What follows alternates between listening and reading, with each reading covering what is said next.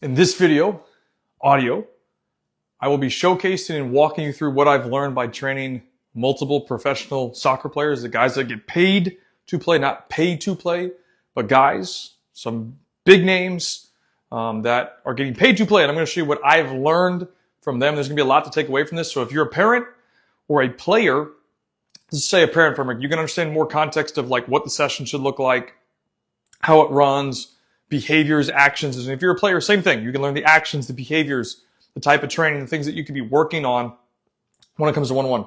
Now, I will emphasize this. I don't have every single answer. I'm just sharing with you what I've learned from doing this for over the last 3 years, training professional players. Okay, so this is like one-to-one or group setting of training pros. Okay, so here's a list of some that I've trained. So Luis Nani, Benji, Dom Dwyer, Tesho, Jake, Nico, Gawachini, Rio Hope Gund, Ruan Texera, Joy Desart, Marcus Absent. Here's a couple of them that I've trained various times, from a single session to multiple sessions. And this is just a list of guys that I have that I've worked with over the last 3 years. Now, I want to ask you, do you know what separates them from others? Okay, so do you know what separates them, professional players, from others? Okay, so I'll give you a second to think about it. But really, it's their willingness to sacrifice. And this is like an open-ended discussion here because you could sacrifice a lot of things. But the main things are, for example, nutrition, the type of training that they do, the amount of effort that they give, being in the gym and working on their body and recovery.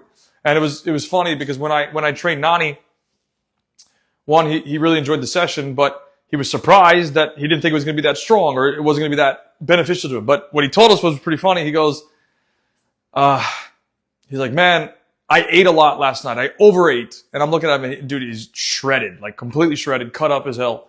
And I'm like, dude, and I don't remember exactly what he ate, but he ate like a little bit too much steak, a little bit too much dessert.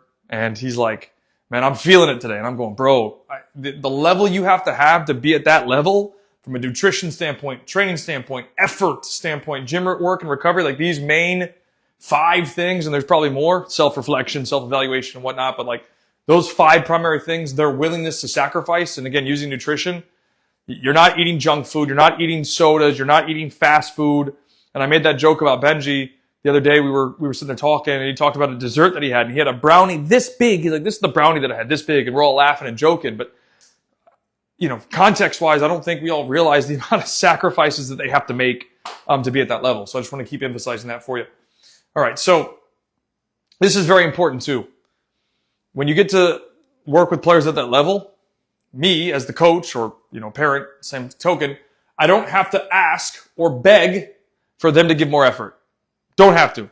Like a lot of times with kids, you know, they'll be laughing or giggling or maybe giving like 50%, and you're like, hey, Jimmy, I need you to give more. Hey, Johnny, that's not good enough, right? They know when it's not good enough. Because you got to remember, they're being paid to play. They're not paying to play. So if they don't set the standard, then they're not going to be in the job much longer. So you guys need to understand this premise here, because especially for a player, if you have a goal of wanting to become a professional, you cannot have mom and dad or a coach asking, begging, demanding you to do more. Can they help reinforce it? Yes. But if it has to be mom and dad saying, please, Johnny, I need you to work harder. You're not giving enough in practice. You're not giving enough at a game. And if you're coming to mom and dad saying, hey, I want to be a pro, but then we're having this issue about effort, it's over. There's just no more consideration to even have. And it's interesting because there's not a lot of like youth kids, players, where you don't have to ask them to give more.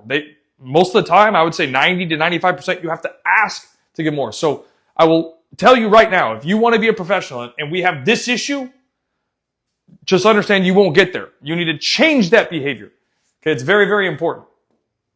Now, I'm going to give you an overview of what the session looked like on an average, right? So this is not every single time, but average session that I ran for them. And this was based on a one-to-one. Okay, so coach, player, or 2 coaches, player, but always 1 player. Okay, typically an hour duration. Okay, now that means they get there, they do their warm-up, they do their thing, they get ready, but they're typically done in 40 to 50 minutes. So using Nani as the example, we timed it, he was done in 44 minutes. Benji, the first time I worked with him, done in 43 minutes. Okay, so like everybody thinks you need to train for an hour, hour and a half, 2 hours. Bro, you can be in and out in 40 minutes. If the intensity's right, the session's right, everything's done correctly, you can be in and out very quickly. Okay? Now, we did work in reps of 4 to 8 and rest to 1 minute. So that means we're doing an exercise, and the exercise they work, so they work one, rest for 10 to 15 seconds or 30 seconds, depending on how intense or long the duration of the activity is. But it'd be work 4 times, up to 8 times, and then break. So then change the activity or do a progression or something on it. Okay, or if we need to do it again, we do it again. Okay, so like I said, do a run. So they do 4 to 8 times, do a run, which means 1 repetition of it, then rest, which was typically between 10 to 30 seconds, and then repeat. And we always put it on them. Hey, when you're ready to go, you go. But if you do that with a youth player, they'll take 2 minutes before they go again. But they're going to take 10 to 30 seconds and bang. And one thing I'll tell you, for example, about like with Benji, he barely drinks water through the training. So, and he's trying to set up, you'd have to ask him why he does that. That's his personal choice. But he's not sitting there every time he finishes a run going to get water. Maybe occasionally he'll get a water, but most of the time he doesn't even get water during the training. Okay? Do the rep. So they do the rep at 100% intensity. No questions asked. You don't need to ask a question. They will do that no matter what. So I'm not sitting there saying, please give more. Please give more. They come full power, bam, knock it out. Okay? If they messed up, so we're doing the run, they make a mistake, they typically start it over. Now this is going to be a little bit different from kids because kids are going to mess up way more, but I'm just trying to highlight the overview with it. So if they make a mistake, we did it again. Typically there would be some times that like we were so far into it and they made a mistake, we'd keep going, but they usually want to, and perfect's not the right word, but they want to be very consistent with it. Okay, next one. So group session overview. Usually about an hour of work. It could be slightly more, slightly less, depending on activity, the training load and all that. We would work 2 reps to 1. So that means, for example, if it was like yesterday, I had Benji and Dom working together. When it was Benji's turn, he'd work 2, rest 2. So when it says 2 to 1 by 1, I mean player switch, right? So work 2. So Benji would work 2 and then he'd finish, he'd rest. Dom would work 2, switch. Okay. And that would be the rest period. Okay, and then rest of the principles are the same. So the same things that we saw here a second ago of repetition, the same. They would do a run, they'd rest, again about the same.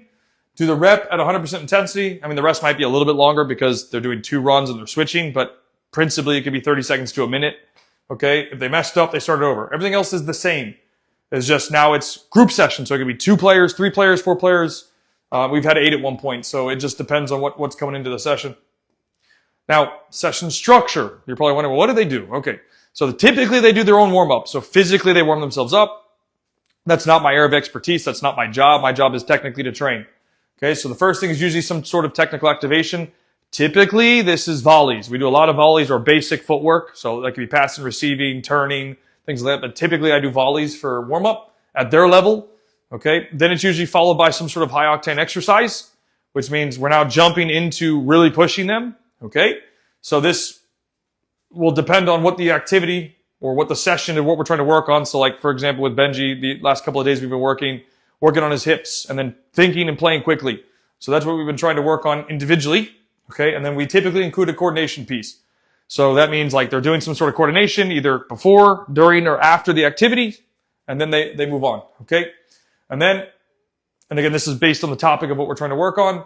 Then a lighter, shorter rep-based exercise. So work really hard, still work really hard, but it's less like duration, okay? And then we also try to incorporate decision-making and making it position-specific. So like yesterday, working with Benji and Dom, the activity we worked on was they had to check into a space, check their shoulder, as in scan, find the target, play 1-2 or dribble based on the call that was given, and then they had to finish in a goal, right? So it was like maybe 10 seconds of work, maybe 8.